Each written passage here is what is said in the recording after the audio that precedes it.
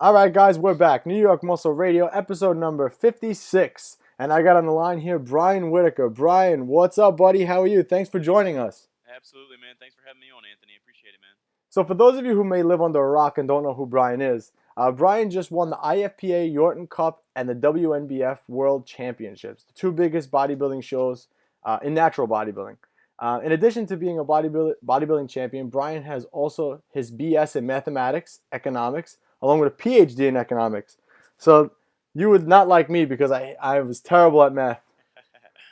I And love the math, man. Brian is a full-time professor at Oklahoma State University, and he's been competing since 2003, and he won his pro card in 2005. So he got quite a list of accomplishments there, buddy, in the gym and outside of the gym.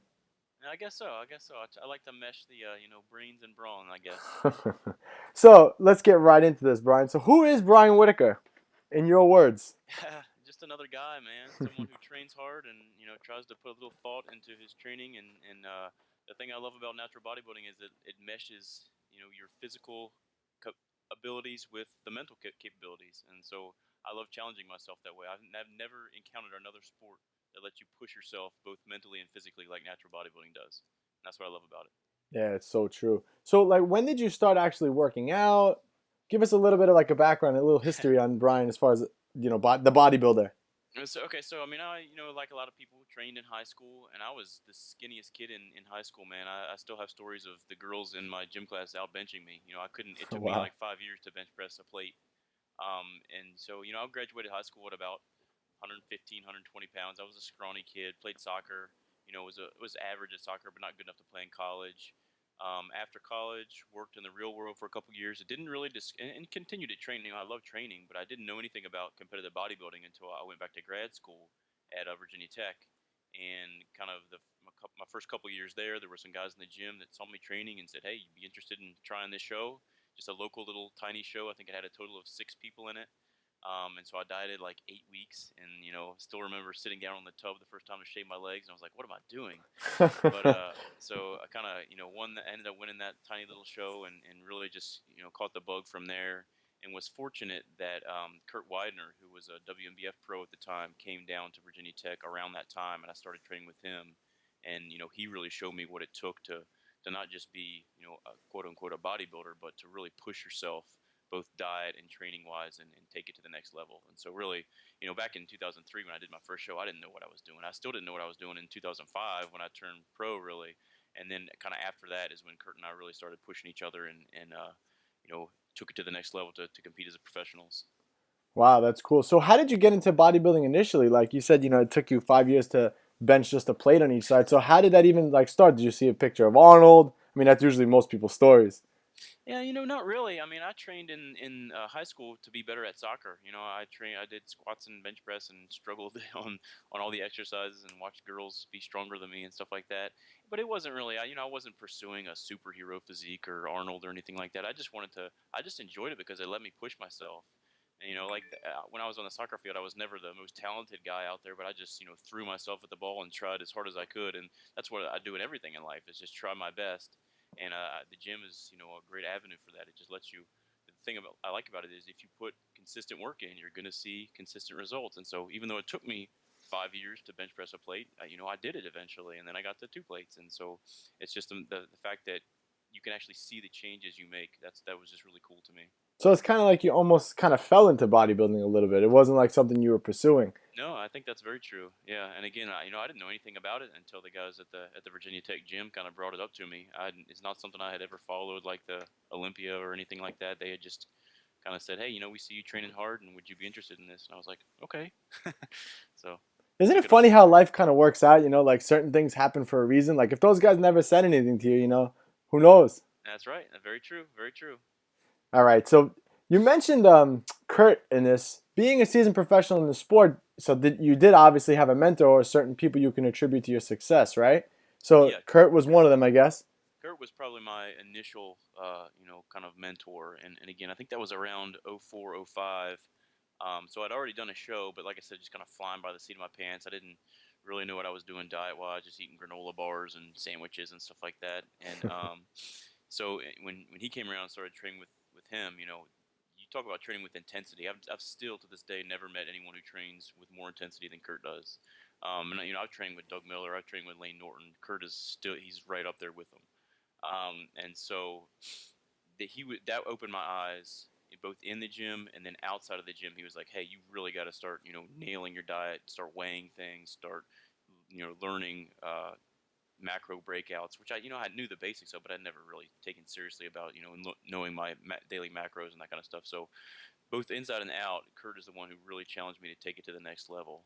And so, since then, like I said, I'm friends with Doug Miller. I consider him, a friend and a mentor. I mean, I think he's the best natural bodybuilder of all time. And so I learn a lot from him. Lane is a great guy, a ton of knowledge there. And I'll talk a little bit more later on about Mike Zordos, who does my programming, daily undulating periodization, and the way, we train that way to try to get in contest shape while sparing as much muscle as possible. So I would consider all those guys both friends and mentors. Some of the biggest names in natural bodybuilding, and I'm proud to be associated with them. I was gonna say you have not only do you have certain mentors or certain people, you have the best in the industry, in Helps, in man. every avenue, in every Absolutely. avenue. So I want to go back a little bit. You mentioned your first contest diet. What did that look like? Oh, geez, it's a while ago now.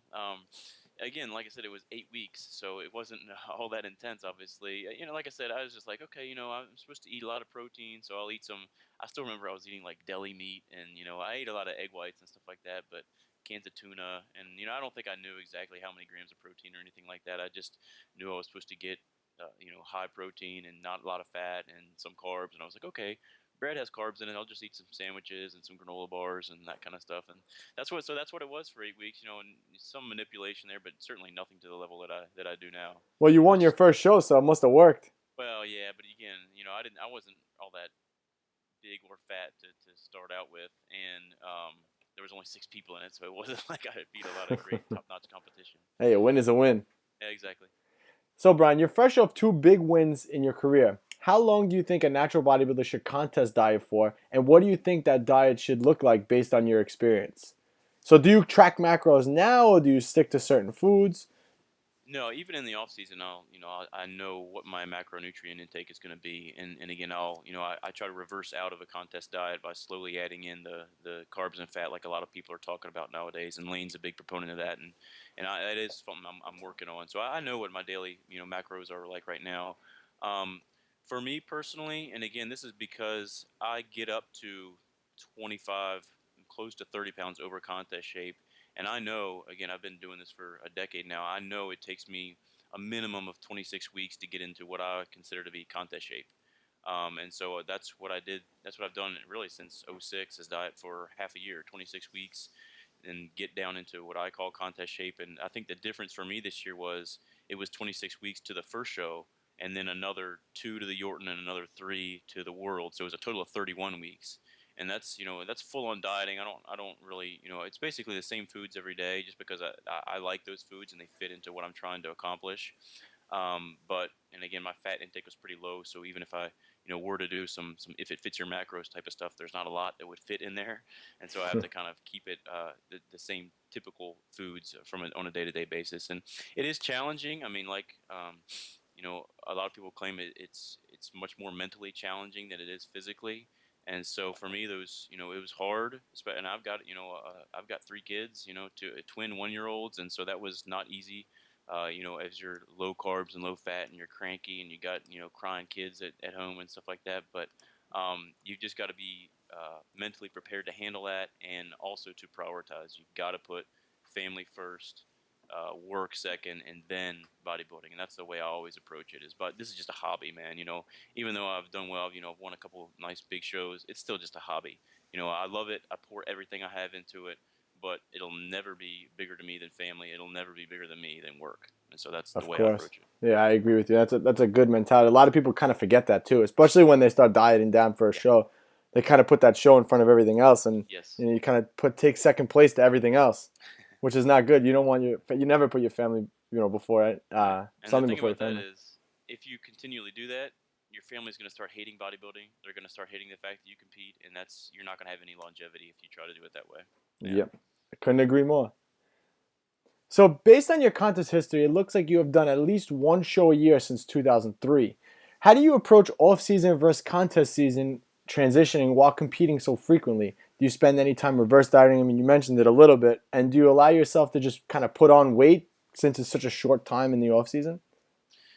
So really good question. And again, I'm pretty new to this reverse dieting thing. So from maybe like '03 to really, geez, 2011 or 12, I didn't know anything about reverse dieting. And the show was over, man. I was eating. I was back up to, 3,500, 4,000 calories immediately, putting the weight on quickly. And that's how I did it. I was craving foods and just ate them.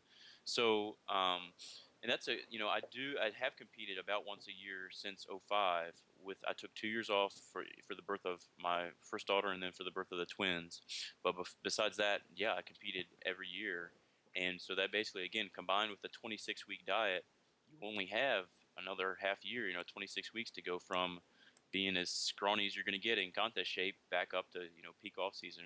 And so again, that's why I went straight to 3,500 calories. Was eating a lot of food, and yeah, the fat came with it too. But it did allow me to train heavier and gain what I thought was some decent muscle in just a relatively short period of time. Now I don't do that anymore because I think there are some benefits from the reverse diet. I like staying a little bit leaner to start out with. I'm not as strong, 5 weeks after a show as I would have been just jumping right to 4,000 calories.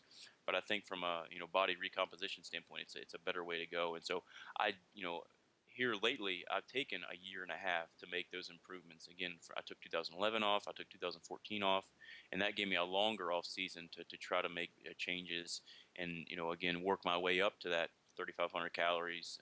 And again, I get up to 25, 30 pounds over contest shape. And so again, I feel nice and strong at that point. I'm not too fat, a little fat, but not too fat. And then again, take the 26 weeks to diet back down. So that's my approach. Again, if you only have 6 months to make improvements, man, you better be training hard that 6 months. And I did. And again, even when you start your diet back down, yeah, you're not going to be gaining muscle, but you can still train heavy, still train, do your the split the best you can, and try to maintain as much mass as you can. So even that first 8 weeks or so of contest dieting, when your calories are still relatively high, you can still make some pretty good gains strength wise. Yeah, I agree with you there. How many calories do you take when at the end of your diet? So like where are you ending your calories off with? You said 3,500 to 4,000 seems to be where you are when you gain. So where are you ending your diet with?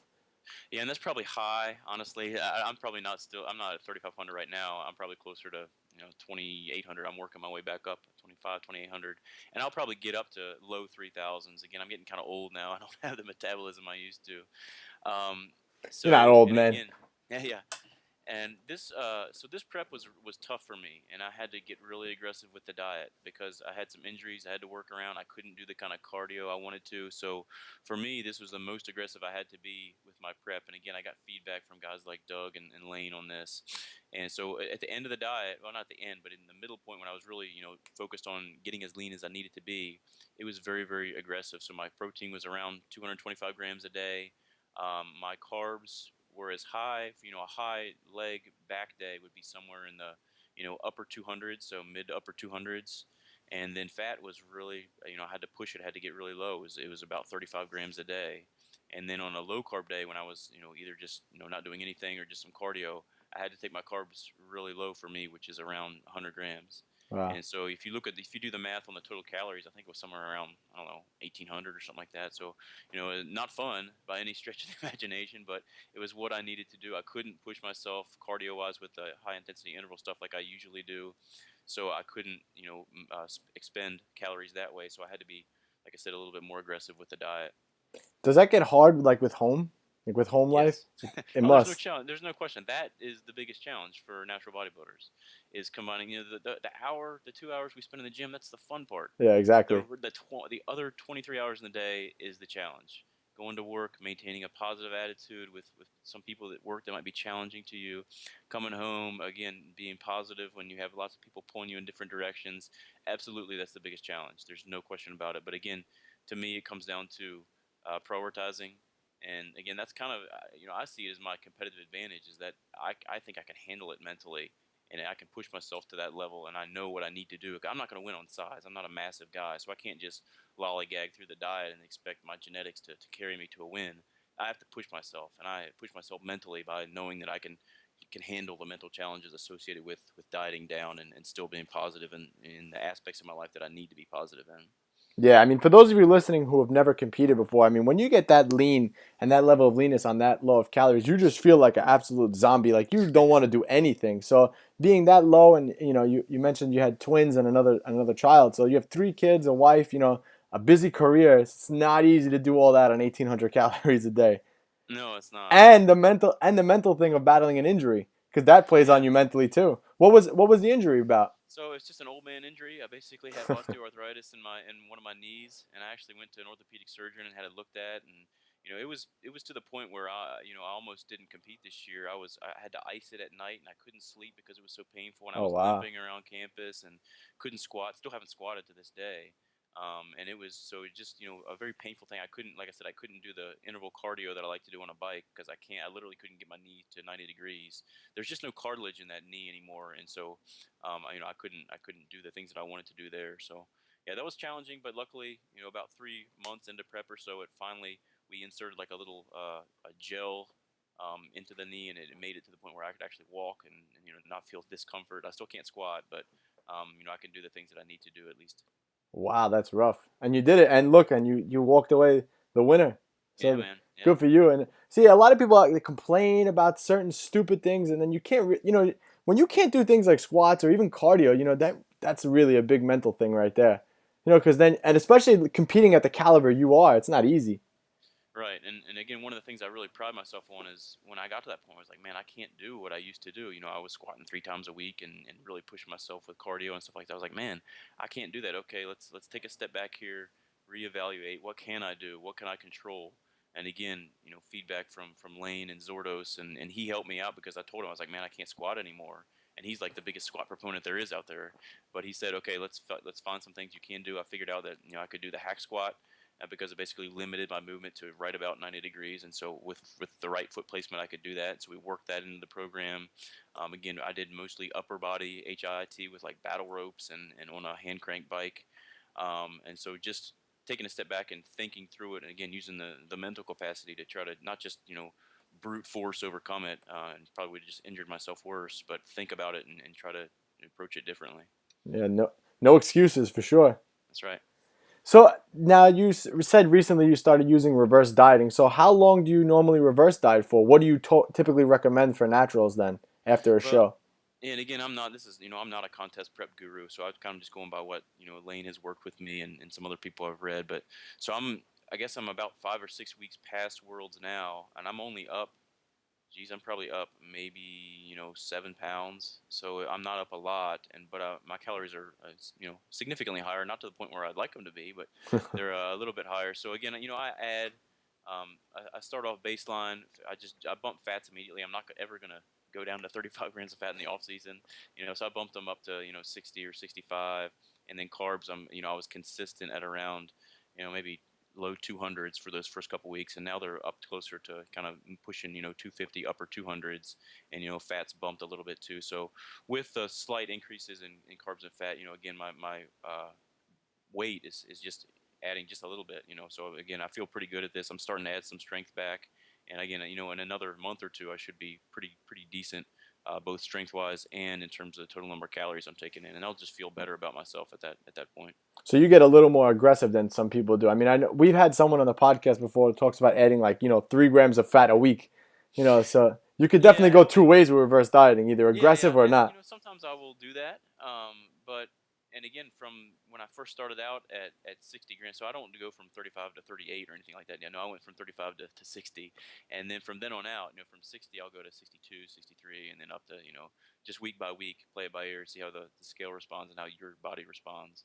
But yeah, I agree with those incremental changes because that's one of the cool things about economics is we like to talk about that marginal impact. So you make small little changes and see what happens to the outcome variable. So see what happens to your body weight, your strength, and I think that's smart. But you don't want to. In my experience, I was not happy on 35 grams of fat, and I didn't want to stay anywhere near that as long as I needed to. So Makes sense. yeah. So Brian, how do you continually make muscular gains year after year with such short off-season periods? You really only allow yourself to have pretty much a full 3 months of mass gaining before you have to go back to dieting again, since you diet for an extended period of time. Yeah. So again, if you think back to what I was doing, '05, '06, even through 2010, again, I jumped right back into off-season mode right after a contest. So again, I gained that weight back pretty quickly. So it wasn't only 3 months of caloric excess. It was closer to 6 months. And again, even during those times when I hadn't met Zordos or anybody like that, I was thinking a lot about, okay, what is my off-season split going to look like? How am I going to try to get better for next year? Because again, I was doing okay, but I hadn't won any high-level shows. I won my class at Worlds a couple times, but never really challenged for the overall. So I was thinking a lot about, okay, what do I want to try to implement this time around? I wasn't a huge deadlifter until I turned pro '06, '07. Then I really started to put deadlifts in. I hadn't done front squats, and again '06, '07, I started to put those in. So I take back and assess my physique and think about, okay, what am I trying to prioritize this off season? What exercises can I do that are going to do that? And how am I going to design my split to really focus on those things that need improvement? So for me, it's mostly deadlifts and squats. And again, I do have some other weak points I'm trying to hit, triceps for this off season, stuff like that. But it really comes down to assessing your personal physique and trying to put a plan into place that addresses those weak spots. So based on some of your pictures from 2005 to 2007, it seems like you've made such a dramatic change. What do you attribute those gains to? I know it was quite a while ago, but it seems like your physique really, really radically changed from then to then. Yeah, so let's go back, 10 years or so that when that was taking I place. know, man. Reading that, it doesn't sound like so long ago, but it Right. is. Yeah, no, it definitely was. And the other thing to remember is '05 is when I won my pro card. I won a bunch of amateur shows that year and had a good year. But I still didn't know. If you look back at the '05 picks, I wasn't in true contest shape. I was, lean, but not what I would call competitive at the pro level contest shape. And so '06 is the first time I dieted for a full 26 weeks. And like I said, really took it to heart, took Kurt's advice to heart in terms of, okay, you got to push yourself both as hard as you can, both in the gym and outside of the gym. So it was nutrition, a lot of it, honestly. And again, the off season, I was starting to pay attention to exactly how much I was, eating protein, carbs, fat, off season wise, and then really pushing it gym wise as well. Again, like I said, starting to deadlift, starting to front squat. So those years were, yeah, I agree, pretty, transformative in terms of how I learned to push myself, both diet wise and training wise. And I've just kind of been progressing on since then, learning things that work for me, um, and again moving on to some different training techniques and dieting techniques too. Like that's perfect because it kind of leads me into my next question. What is your training like now? So you mentioned Mike Zordos, and we a lot of guys know about him, daily undulating periodization. So go ahead. I'm curious how your training is like. Yeah, so again, before I met Zordos, and again, I was fortunate enough that Lane had me on to his VIP camps, like I guess it was 2011 or something like that. I had no idea, about this undulating periodization thing, and I heard him talk about it, and I was like, what? You can squat more than once a week? That's insane. You can't do that. You can't deadlift more than once a week. And so I kind of went away from that camp thinking about it a little bit, and I looked at the studies he referenced, and I was like, yeah, there might be something to this. So I tried, in 2012 to kind of design my own DUP, and so I started squatting and then front squatting in a different day. And so basically, it wasn't exactly what someone like Mike would prescribe, but I tried it and I made some pretty what I thought were good gains between 11 and 12. Had a good off season. And after that, I was like, okay, I'm gonna try this again, and I'm gonna use Mike. And I emailed him. I was like, would you be willing to help me out with this? And he was like, absolutely. So he's since then he's really designed my workouts. And again, back when I was squatting a minimum of 3 days a week. And the beauty behind daily undulating periodization is, again, your body adjusts to it. So before, when I was squatting, I was just going all out every set. And you have a leg day where you just destroy your legs and then you recover for a week. DUP, it's not like that. You're going to go in and you're going to do 5 sets of squats, and the range is going to vary. One day it might be eight reps, the next day it might be 3 reps, and they're going to be challenging. But you're not dead at the end of every day. You recover in 2 days and do it again. And the whole concept is you're getting your legs to grow 3 times in a week instead of just 1 time in a week. And that's what I love about it. You get to, and of course I love squatting and deadlifting. So that's another thing that is enjoyable to me about the program. So yeah, I'm big DUP. Even now that I can't squat anymore, I'm still pulling. Deadlifting at least 3 times a week. I only train about 4 days a week. So again, typically right now I'm doing some relatively high rep deads. 5 to 7.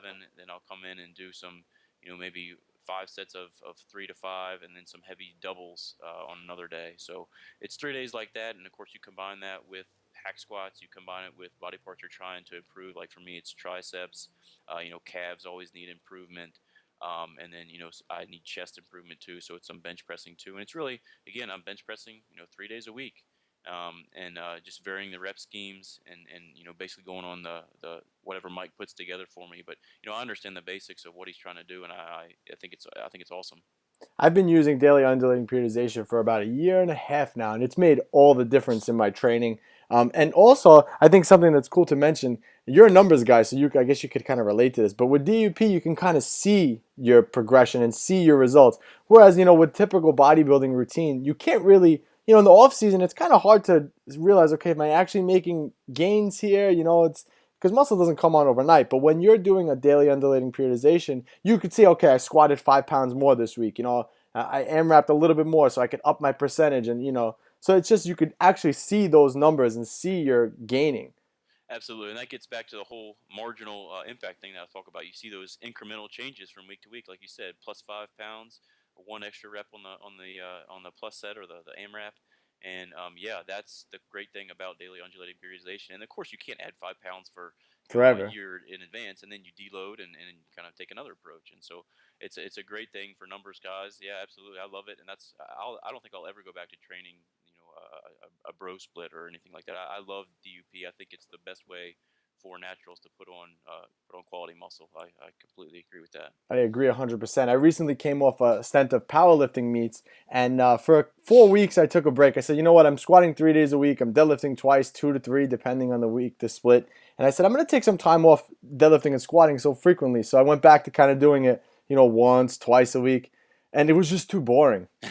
It was just too boring because, we all love to squat and deadlift. I mean, those are the exercises that really do it for your body anyway. So it was like, when I went back to it finally, I was like, I'm home. Yeah. Well, I'm actually doing the same thing because after at the end of this contest prep, I was pushing really hard, and I was at the point where I actually did almost to the point where I didn't enjoy deadlifting anymore because I was like, God, this is just beating the crap out of me. I Hmm. have no energy.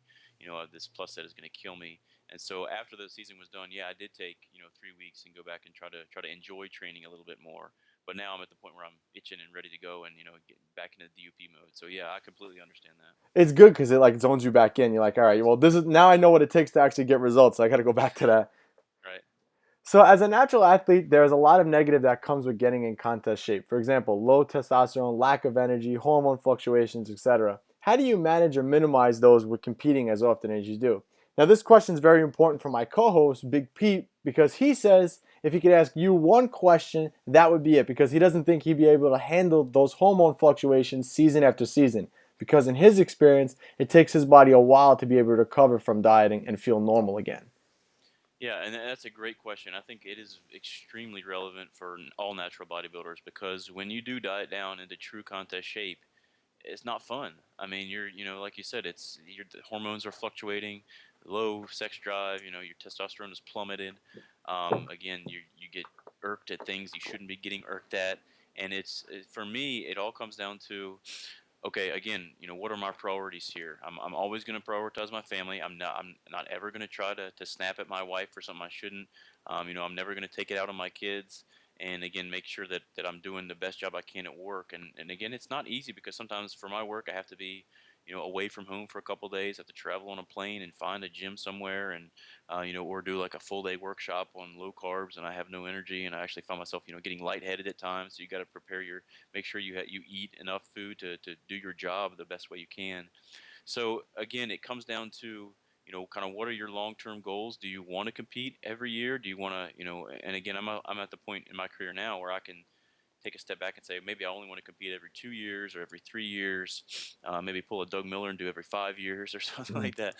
But the hormone fluctuations is the most challenging, and for me, again, that's where I think I have a competitive advantage from people because I think I handle it relatively well. I have the priorities down. I know that I'm not going to take it out on my family. I've been through it enough times that even on a low carb day and when I'm feeling irked, I know that I have the mental capacity to take a deep breath, step back, and not snap at the people that are most important to me. And that always comes first to me is just understanding that even though I love bodybuilding with all my heart, it's not going to be paying the bills. It's not going to be something that is defining me in any way.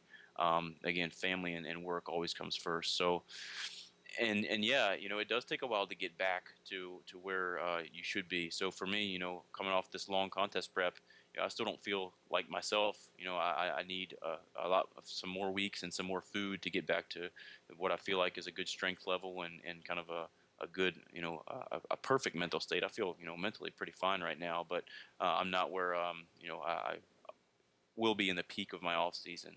So it just gets down to, you know, what are your long-term goals? If you want to target one show every year, every other year, it still gives you, even if it's every year, it still gives you that 6 months to really focus on making strength gains, making muscle mass gains, and then slowly dieting down into that contest shape. And again, the dieting down process it's, that's the hard part, but it's only hard for, again, those, crucial weeks. I don't think the beginning of the diet is all that hard. I actually like getting on the very, very structured schedule and seeing the results come slowly those first couple weeks. When you get down really low body fat, yeah, it's not easy to maintain that. But I don't think it's all that challenging for the first, half of the diet or something like that. The last half is when it really gets mentally challenging. And again, that's something you just have to be able to push through from a mental standpoint. Yeah, I agree. I think it is a lot in your head too.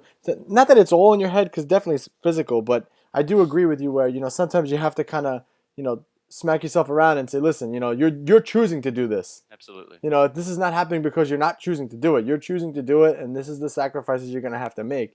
Whereas I think some people's bodies also respond differently to dieting, hormonally and whatever. I think my co-host, I can't speak for him, but I think his hormone levels crash a lot earlier than most people do, and it just could be just his genetics and the way it works for him.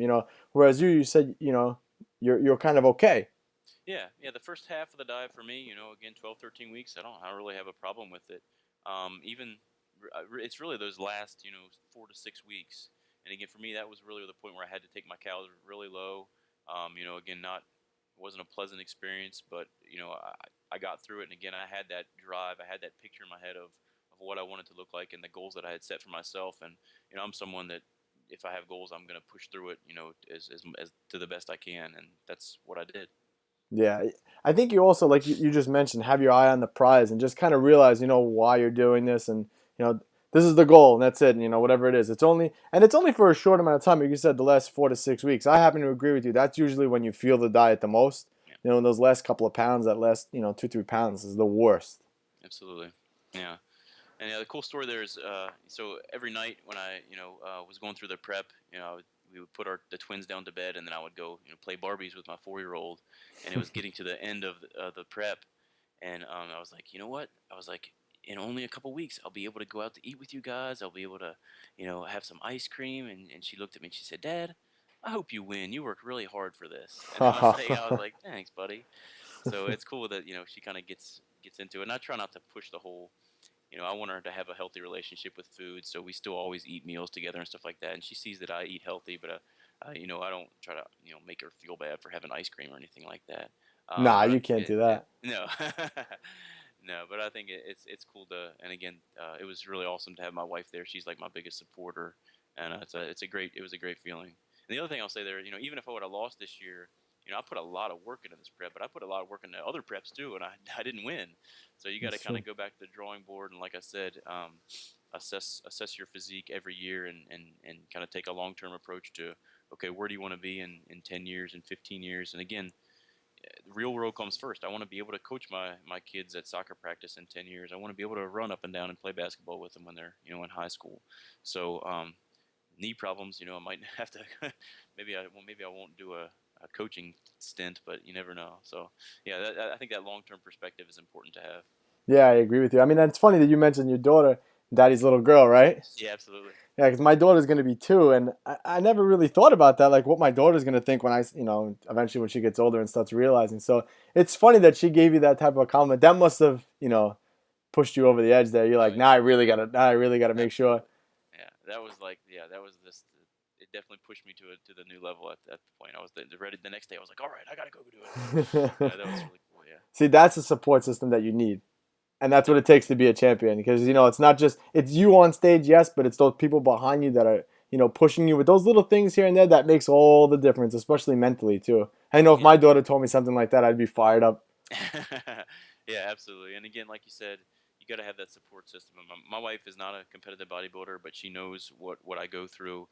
She's always supportive of if we go out to eat. She knows that I'm probably going to bring my own food or choose something from the menu that is fish, smells like fish or something like that. So she's again always been there, very supportive. She watches the kids on Saturday morning when I go to the gym. And again, I'm a pretty dedicated dad. I spend all my time when I get home with the kids. I spend all my weekends with the kids. Um, and again, that comes first for me. But again, it's a selfish hobby. Bodybuilding's selfish. It I is. spend a lot of time posing practice and cooking foods for the week and training in the gym and that kind of stuff. But again, it's just got to come down to prioritization. Yep, agreed. All right, we're gonna end off with this last question.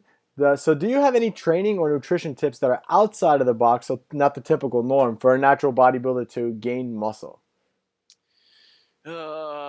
I mean, the DUP thing is probably my number one I recommendation for agree. gaining muscle. It's a little bit, it's outside, it was outside of the box to me when I heard it 3 years ago. It's becoming a little bit more of the norm for people to understand. And again, the way I approach it is, and DUP is not going to be the same for everyone. It Hmm. should be tailored to what you're trying to do with your physique. If you're just a strength athlete, it's going to be different than someone like me. I have terrible calves. I still have to prioritize my calves. I have to. So again, at the end of every contest season, I literally write down a list of my weak points and then what I'm going to try to do to address them. So I'm going to hit these particular exercises this many days a week. I'm going to, number one for me is maybe it's chest, and then number two is triceps, and then calves, and then maybe I need some more shoulder cap or whatever the case is. So it's literally to the point of, okay, how many exercises I'm going to hit in a weekly basis to try to improve those weak points, and I'm going to try this for 8 weeks, and then I'm going to kind of regroup and try something else. And so it's again, DUP is probably the number one thing I would say. Number two, I was at the point early in my career was I was just kind of protein gung ho, and I was eating 350 grams of protein a day. That's not necessary, I don't think. If you look at most of the studies, they're going to tell you, for someone like me who's 165 pounds in contest shape, I'm fine on 225 grams of protein, and so I keep it there, and then bump the carbs as high as I can take them to try to gain get good strength gains, which is going to help increase that muscle mass. So again, nothing really outside the box there. Hate to disappoint your listeners, but again, this is natural bodybuilding. It's a long-term game.